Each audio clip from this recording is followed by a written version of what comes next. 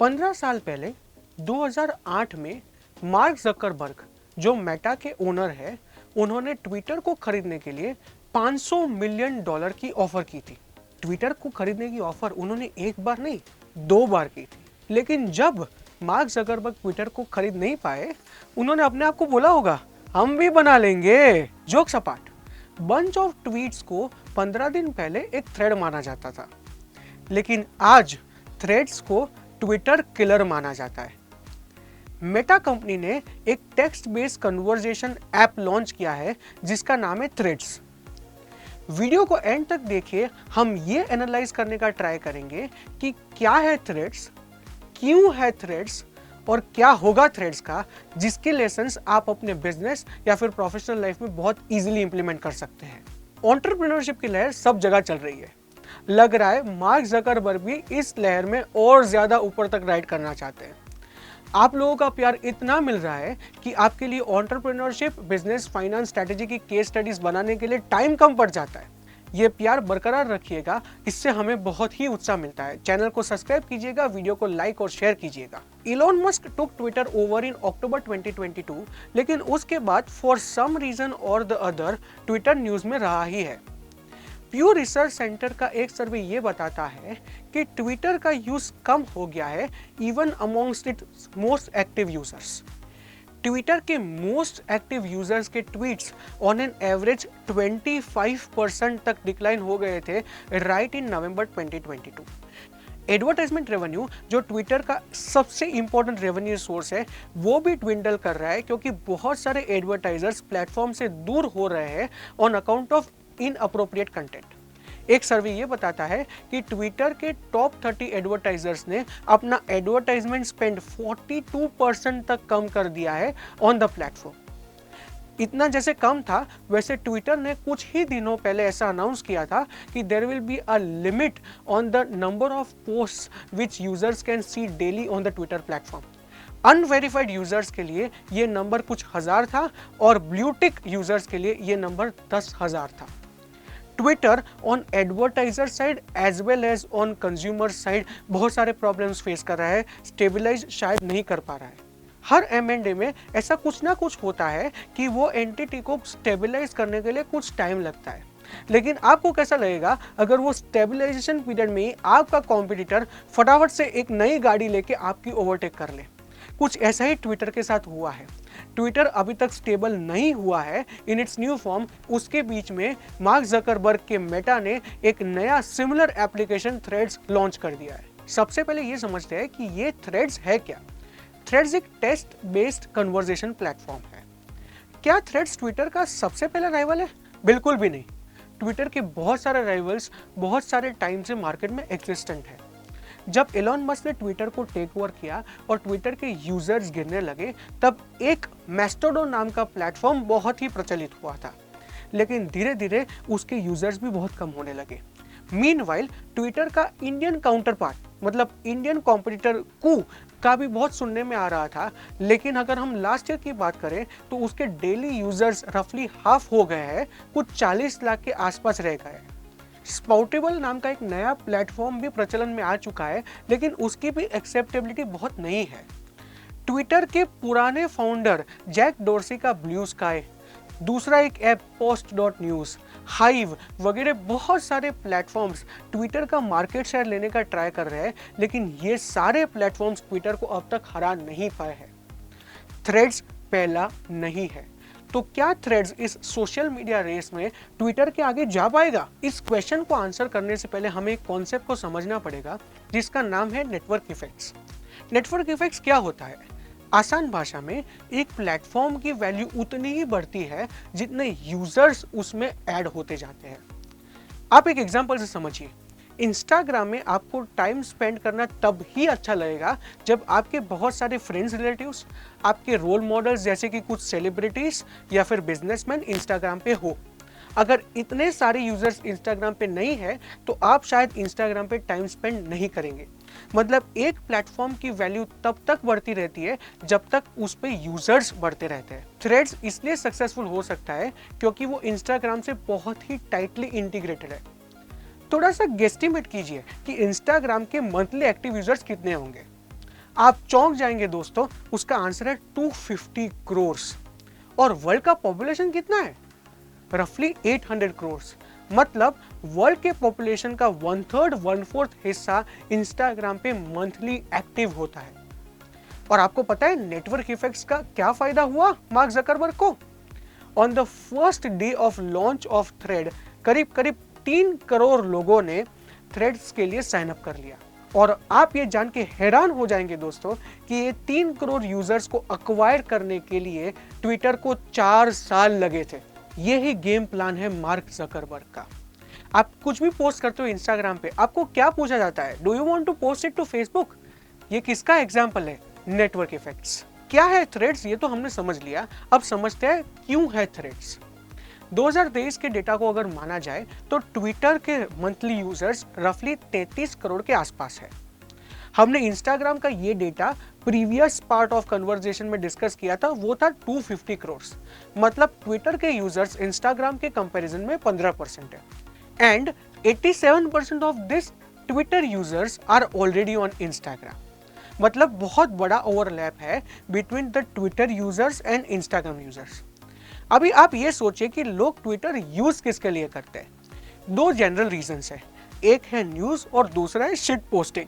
News का तो आपको पता ही है, आजकल न्यूज पहले ट्विटर में पोस्ट होता है और उसके बाद शायद मेन स्ट्रीम मीडिया में पोस्ट होता है। लेकिन ये शिट पोस्टिंग क्या है? शिट पोस्टिंग को अगर ऑक्सफोर्ड डिक्शनरी में जाके आप पढ़ेंगे तो आपको पता चलेगा कि ये वो प्रोवोकेटिव सोशल मीडिया कमेंट्स हैं जो शायद ऑफ टॉपिक होते हैं, पर लोगों को इसको करने में, सुनने में और रिप्लाई करने में बहुत मजा आता है। आजकल ट्विटर के ये सिर्फ 2 इंपॉर्टेंट यूज केसेस है, one is news and second is shit posting. क्यों है थ्रेड्स, इसका डिस्कशन हमारा चल रहा है। इसके बीच में थोड़ा सा सोचिए कि मेटा ने 2008 में ट्विटर को अक्वायर करने का ट्राई क्यों किया होगा? रीज़न बहुत ही सिंपल है दोस्तों। रीज़न ये है कि मेटा का मेन रेवेन्यू एडवर्टाइजमेंट रेवेन्यू है। मतलब एडवर्टाइजर्स जो भी पैसा अपने एड्स को पोस्ट करने के लिए मेटा को देते हैं, वो उनका मेजर रेवेन्यू सोर्स है। अगर आप अपने एडवर्टाइजर के पास एक बंडल ऑफ ऑफरिंग्स लेके जाएंगे तो डेफिनेटली आपका कॉन्ट्रैक्ट बहुत इजीली और बहुत अच्छे टर्म्स पे साइन हो जाएगा। मेटा क्या बोलेगा अपने एडवर्टाइजर्स को? वो ये बोलेगा कि हमारे पास सब कुछ है, हमारे पास व्हाट्सएप है, फेसबुक है, इंस्टाग्राम है, थ्रेड्स है, सब कुछ है। मतलब अगर आप हमें 100 रुपया देंगे टू पोस्ट योर एडवर्टाइजमेंट्स, हम स्मार्टली इन चारों प्लेटफॉर्म्स में आपकी एडवर्टाइज ऐसे कर देंगे कि आपके पोटेंशियल और एग्जिस्टिंग कस्टमर्स के पास आपका मैसेज बहुत ही एफिशिएंटली पहुंच जाएगा। एडवर्टाइजर भी इंप्रेस हो जाता है कि हाँ बात तो सही है, मेटा सब जगह है और मेरा पैसा ऑप्टिमाइज होगा। इसी कारण से मार्क जकरबर्ग को 2008 में ट्विटर खरीदना था और इसी कारण से 2023 में मार्क जकरबर्ग ने थ्रेड्स को लॉन्च किया है।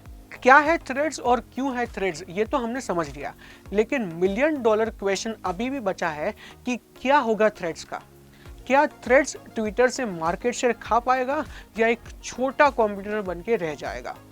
मैकिन्सी एक कंसल्टिंग फर्म है जिसने 6C फ्रेमवर्क दिया है फॉर क्रॉस सेलिंग। मैकिन्सी का ये मानना है कि not more than 20% of the companies can achieve success in cross selling. सबसे पहले ये समझते हैं क्रॉस सेलिंग होता क्या है और उसका इंपॉर्टेंस ये कॉन्टेक्स्ट में क्यों है। क्रॉस सेलिंग ये होता है कि अगर आपका एक प्रोडक्ट कस्टमर यूज कर रहा है तो आप कैसे अपना दूसरा प्रोडक्ट वही कस्टमर को बेच पाओ। मतलब इन दिस कॉन्टेक्स्ट अगर आपका एक कस्टमर फेसबुक या फिर व्हाट्सएप या फिर इंस्टाग्राम यूज कर रहा है तो उसको आप कैसे मोटिवेट करेंगे थ्रेड्स को यूज करने के लिए, ये होता है क्रॉस सेलिंग। अगर थ्रेड्स मैकिन्सी का ये 6C फ्रेमवर्क को अच्छे से फॉलो कर लेता है तो शायद उसके पास ये पोटेंशियल है कि वो ट्विटर का एक बहुत बड़ा मार्केट शेयर अपनी तरफ अट्रैक्ट कर पाएगा। चलिए एक एक सी धीरे धीरे समझते हैं और उसका बिजनेस रेलेवेंस स्टडी करते हैं। सबसे पहला सी है कॉम्प्लीमेंटरिटी। इसका मतलब यह है कि आप जो 2 प्रोडक्ट्स को एक दूसरे के साथ क्रॉस सेल करवाने का ट्राई कर रहे हो वो कॉम्प्लीमेंट्री होने चाहिए। बहुत ही सिंपल है, इंस्टाग्राम थ्रेड से कॉम्प्लीमेंट्री होना चाहिए और थ्रेड्स इंस्टाग्राम से कॉम्प्लीमेंट्री होना चाहिए। अगर ऐसा हुआ तो इसका बंडल बनाकर मेटा अपने एडवर्टाइजर्स को ये प्रोडक्ट बेच पाएगा। ध्यान से ऑब्जर्व कीजिए, मेटा ने क्या बोला है। मेटा ने ऐसा एडवर्टाइजमेंट दिया है कि join from Instagram itself, user name and verification will carry over. ये बहुत ही अच्छा प्रोपोजिशन है for users as well as advertisers.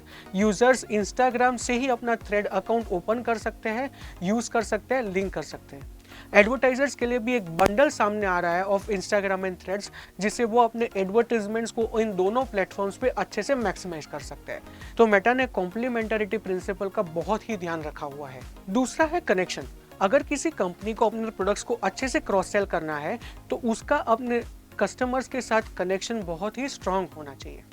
अगर आप न्यूज़ पढ़ने के लिए थ्रेड का यूज़ करते हो, अगर आप कम्युनिकेट करने के लिए व्हाट्सएप का यूज़ करते हो, अगर आप पर्सनल लाइफ और अपने दोस्तों के साथ कनेक्ट करने के लिए फेसबुक और इंस्टाग्राम का यूज़ करते हो, तो आप सब जगह मेटा का यूज़ करते हो और आपका मेटा के साथ का रिलेशनशिप बहुत ही स्ट्रांग हो जाएगा। और जितने एंड यूजर्स का रिलेशनशिप स्ट्रांग होता है, उतना मेटा का अपने एडवर्टाइजर्स के साथ भी रिलेशनशिप स्ट्रांग रहता है। तो क्रॉस सेलिंग के लिए अपने सारे प्रोडक्ट्स की कॉम्प्लीमेंटरिटी के साथ साथ अपने एंड यूजर्स और कस्टमर्स के साथ रिलेशनशिप स्ट्रांग होना बहुत ही इंपॉर्टेंट है, जो मेटा बहुत ही इजीली अचीव कर पाएगा due to its network effects.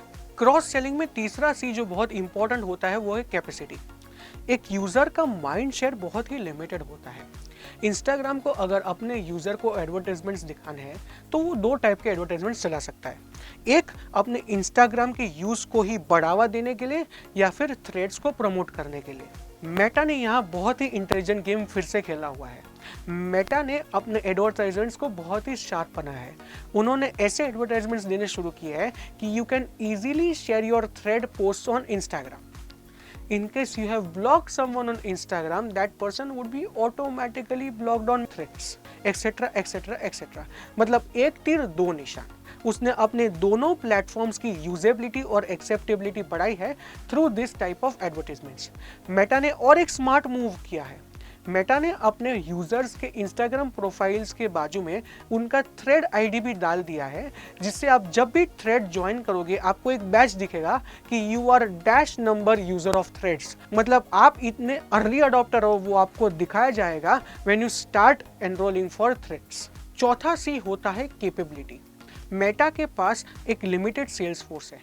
Meta को ये देखना पड़ेगा कि जो उसका सेल्स फोर्स इंस्टाग्राम या फिर फेसबुक या फिर व्हाट्सएप का प्रमोशन करता है, वो सेल्स फोर्स केपेबल है to do promotion of Threads also. आप अगर एग्जिस्टिंग प्रोडक्ट को सेल कर रहे हो तो आपका कस्टमर के साथ रिलेशनशिप शायद ट्रांजैक्शनल हो सकता है, ये प्रोडक्ट स्पेसिफिक हो सकता है। आपको सिर्फ वो कस्टमर का अकाउंट मैनेजमेंट करना है। लेकिन अगर आप एक प्रोडक्ट बंडल को सेल कर रहे हो, आप क्रॉस सेलिंग कर रहे हो, तो आपका अप्रोच प्रोडक्ट से सोल्यूशन ओरिएंटेड चला जाता है, ट्रांजैक्शनल से कंसल्टेटिव चला जाता है और आपका अकाउंट मैनेजमेंट से अकाउंट एक्विजिशन तरफ का अप्रोच बदल जाता है। मेटा को ये चीज का बहुत ध्यान रखना पड़ेगा when it starts to engage a sales team for Threads. पांचवा सी है कंपेंसेशन। 75% M&A एग्जीक्यूटिव्स ये फील करते हैं कि क्रॉस सेलिंग के सक्सेस के लिए एक परफेक्ट कंपेंसेशन या फिर इंसेंटिव प्लान इन प्लेस जरूर होना चाहिए। अगर आपको चाहिए कि आपका नया प्रोडक्ट अच्छे से क्रॉस सेल हो और वो सेल्स पर्सन्स के लिए एक प्रायोरिटी बने, तो आपको एक एडिक्वेट फाइनेंशियल इंसेंटिव उनको देना पड़ेगा। अकेले फाइनेंशियल इंसेंटिव से भी नहीं चलेगा, आपको उनको स्पेशल अवार्ड्स के टाइप के नॉन फाइनेंशियल इंसेंटिव्स भी देने पड़ेंगे, जिससे आपका क्रॉस सेलिंग एफिशिएंटली हो पाए। And the last but not the least C in this 6 C's of cross selling is commitment. अगर आपको अपना नया प्रोडक्ट अच्छे से क्रॉस सेल करवाना है तो आपको उसके लिए कमिटमेंट क्रिएट करना पड़ेगा at every levels of management from the top to the bottom. आपके top management as well as bottom management के लिए ये प्रायोरिटी होना चाहिए कि आपका नया प्रोडक्ट क्रॉस सेल हो रहा है कि नहीं। अगर ये नहीं रहा तो आपका क्रॉस सेलिंग बहुत अच्छे से टिक नहीं पाएगा, आप सिर्फ एग्जिस्टिंग प्रोडक्ट के सेल इंक्रीज में लगे रहेंगे। तो आपने इस वीडियो में देखा कि थ्रेड्स क्या है, थ्रेड्स क्यों है और आगे क्या हो सकता है थ्रेड्स के साथ। मुझे ये बताइए कि आपको कौन सा लेसन सबसे रेलेवेंट लगा आपके बिजनेस के लिए in the comment section. Video को एंड तक देखने के लिए खूब खूब धन्यवाद। मैं आशा करता हूँ कि आपने इस वीडियो में अपने बिजनेस या फिर अपने प्रोफेशन के लिए कुछ इंपॉर्टेंट लेसन्स जरूर लिए होंगे। हमारे चैनल को सब्सक्राइब कीजिए और अगर अच्छा लगा हो तो वीडियो को लाइक कीजिए और अपने दोस्तों के साथ शेयर कीजिए।